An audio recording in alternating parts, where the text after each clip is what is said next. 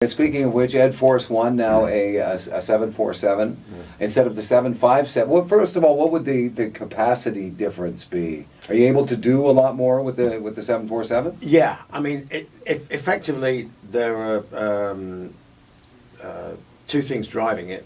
First of all, we don't have a 757 anymore because the airline I worked for about 10 years, 3.5 years ago, went belly up. So the source of immediate airplanes dried up, and we got a pretty good deal out of the airline.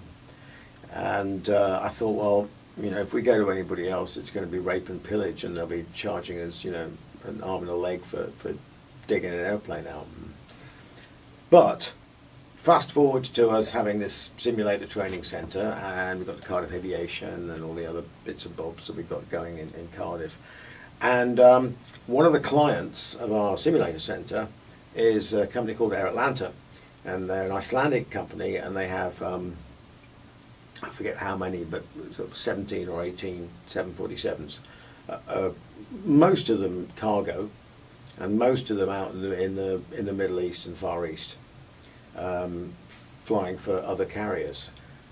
But they do their training or some of their training at our facility. A lot of their cadets come there for training and stuff on the sims.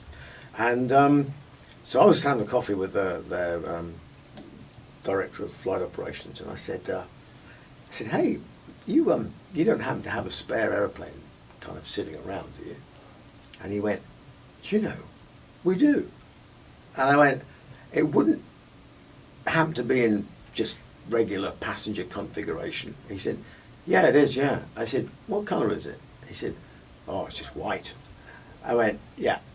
I said, because obviously you don't want to commit yourself to putting a big logo on it, you know, because you don't know who it's going to be flying for, right? He said, because it's your spare. He went, yeah, correct. I said, how'd you fancy putting Eddie all over the side of it and flying for Iron Maiden for 6 months? And he went, oh, wow. I said, that would be so cool. I went, okay, hold that thought. I said, and this is before we start doing the album, and I just mentioned it to my manager, Rod. I said, do you want to do one of the round the world things again?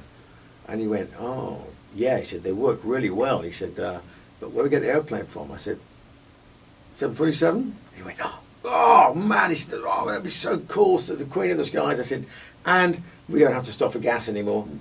And we can put so much more stuff in the belly. And we don't have to modify the airplane for 3 weeks before and 3 weeks afterwards with all the extra cost.